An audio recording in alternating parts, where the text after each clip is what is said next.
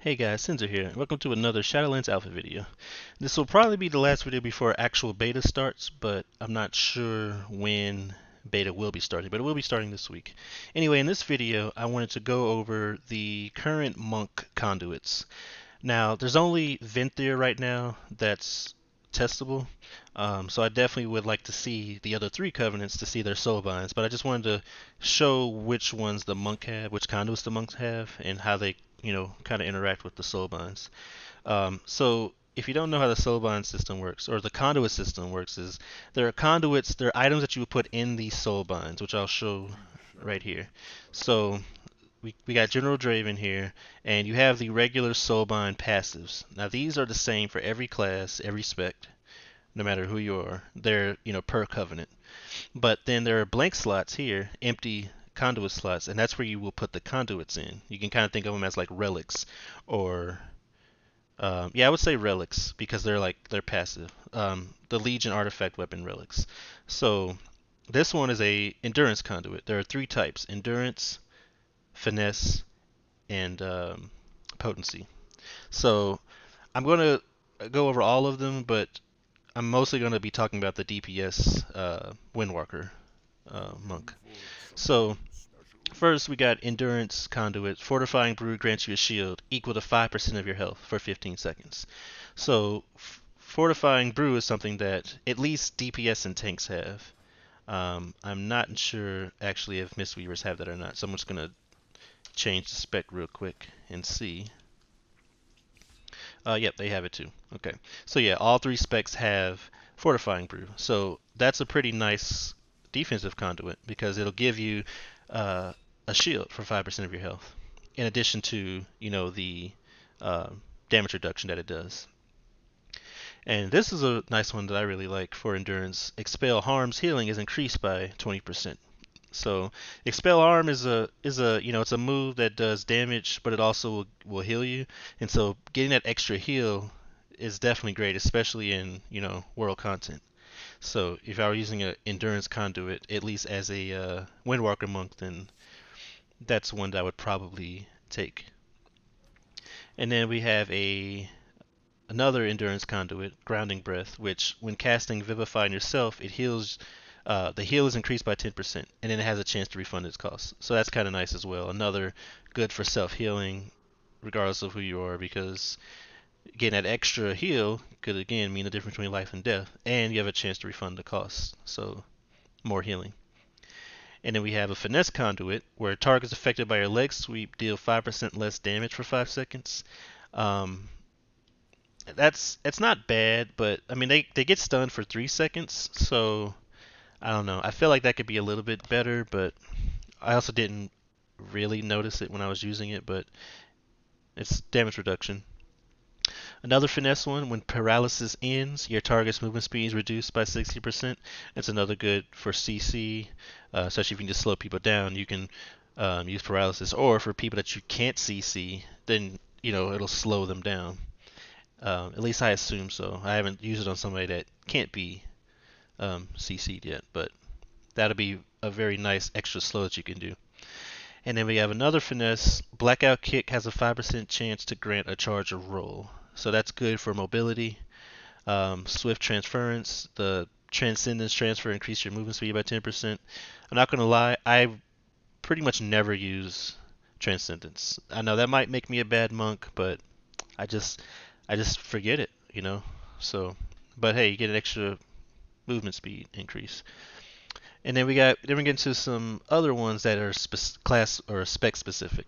So this is an endurance conduit. While under the effects of Celestial Brew, your effects that heal you are increased by 20%. So it's essentially while you're using Celestial Brew, you'll be able to heal yourself for 20% extra.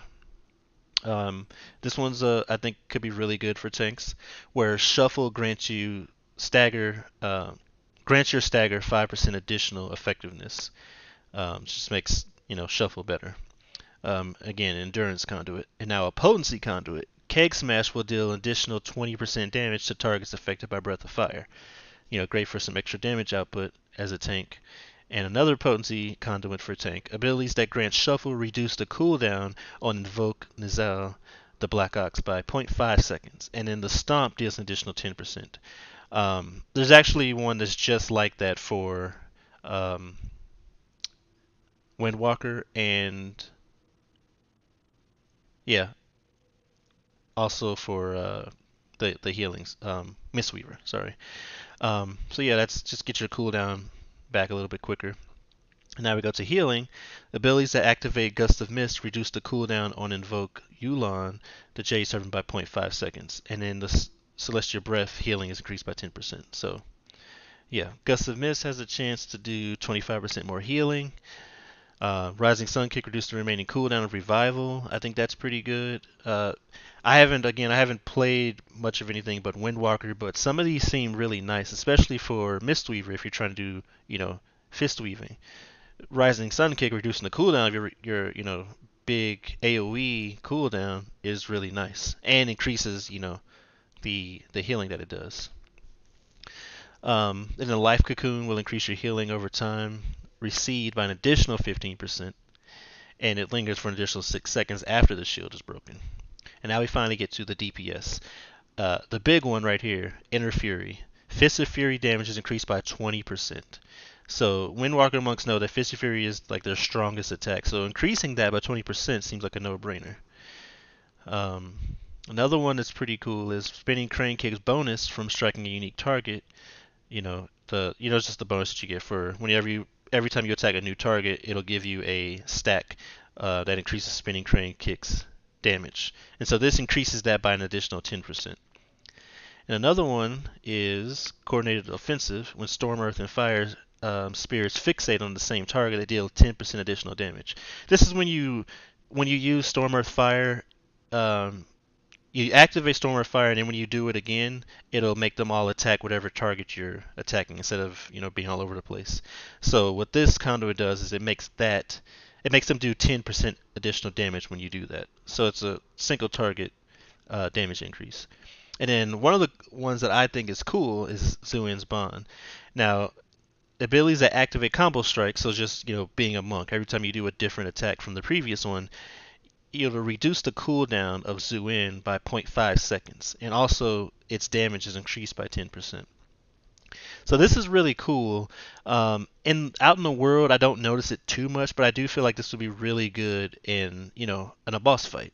And I think it's a great way to interact, because I and other people that have played Alpha and have looked at when Zuin came back was like it would be nice if it had something extra, if it had something that could interact with it. Otherwise, because like right now it's just you throw Zuin out, it's cool, I got this lightning tiger, but you don't interact with it. This lets you directly interact with it. When you're using your combo strikes, you're reducing the cooldown of Zuin. Now, sure, it is just making sure you're playing Monk the right way, but it's still directly affecting your cooldown. Makes it stronger, and you can get it back faster. Now, what I noticed is the conduits were kind of like Azure traits and relics, where, as you see from here, I have two of the same conduit. Now the conduits do stack, but only certain parts of them stack. So Fist of Fury damage, the damage will stack. It'll do more damage. So if you have all three of them, 60% extra damage. At least that's the way it's supposed to work from what I've been seeing. Now Zuin's Bond, the damage I think does increase, but I know for a fact that the cooldown reduction does not. So if you have three Zuin's Bonds, it's still going to be 0.5 seconds. It's not going to be 1.5 seconds, but the damage will be increased. So therefore, I feel like when it comes to doing conduits, and as you can see, each one has a different number of conduits, like the type of conduits that are available. So Nadia has three possible potency conduits. If you wanted to get three like I did, you can go down that path to get three of them. Whereas the other two only have a maximum of two potency conduits. And that's assuming that you take that route. There are times when you're going to want to take finesse or endurance just because the utility or defensiveness of it is good. But if you do want to straight out attack, you can do that. I'm going to assume the other conduits or the other covenants are going to be similar, where one will have a path where you can get three different potency conduits, but the other one can't. Like this one, for instance, has only two. This one seems kind of like a mix. Oh, it does have three. Yeah, there's a way to get three finesse conduits, and then General Draven, I think. Yeah, General Draven has three endurance conduits. So I'm going to assume that all the covenants are similar, where one of them there will be a way to get all three of each, type of conduit.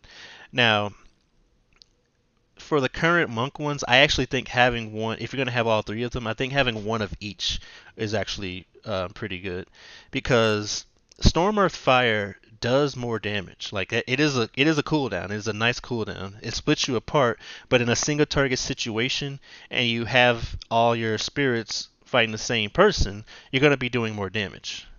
And having that 10% additional damage can be strong. Now, of course, I'm not somebody that does the kind of math, so I have no idea if that'll actually be stronger. But I do know that having the cooldown reduction itself is good enough, I think, to have Zuin's Bond. So I think you should have that. And of course, you're going to want Fist of Fury because that's extra damage. And then I think it would come down to whether or not the 10% extra damage for Storm of Fire single target makes up for Fist of Fury. It's possible that you would probably have two Fist of Fury. I mean, in a single target situation, I think that'd be good. But honestly, it's probably going to be better just to have the extra 20%, have two Inner Furies and then one Zuin's Bond just for the cooldown reduction, if you're going to have that. And I'd imagine that if you only have two, like here, you would take Inner Fury and Zuin's Bond. Again, Fist of Fury, your best attack, because even though yes, Storm Earth Fire is a really strong cooldown, the Fist of Fury damage increase is still going to work during that. So yeah, overall I think Fist of Fury is definitely going to be the one, but because of the way, just because of the cooldown stuff, I don't know if you're gonna stack all three Inner Furies or not. But I don't know. There's one other thing though that I did notice. I don't know if it's a bug, but I definitely made a report. When you change specs, the the conduits stay the same. So let me show you again. I'm gonna change to tank spec, and you see it's still the same conduits. So that's not good because obviously you would have to keep a bag full of conduits like I have right here, and that's not possible because like right now there's a test vendor, but you're gonna have to actually earn them in the game. So I'm hoping that let me just check real quick. Sorry, just to be sure. Fortifying brew. Yeah, here we go. Here's a poet. No, I can't use that one. So I'm trying to find one for tank, a potency one for tank. There we go. So I'm going to get rid of this, and it says, "Are you sure you're going to replace it?"